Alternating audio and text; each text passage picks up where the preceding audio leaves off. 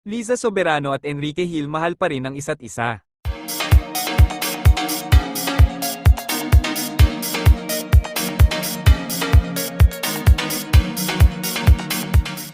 Inamin nina Liza Soberano at Enrique Hill na mahal pa rin nila ang isa't isa sa kabila ng mga pinagdaanan nila.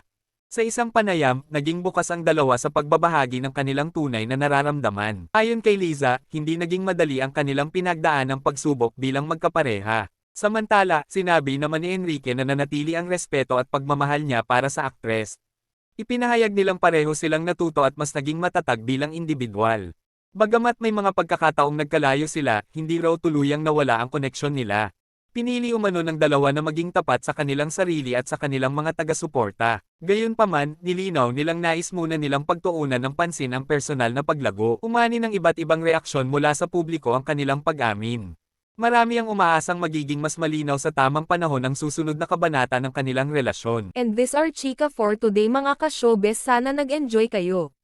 Don't forget to like, share, subscribe and click the notification bell for more updates.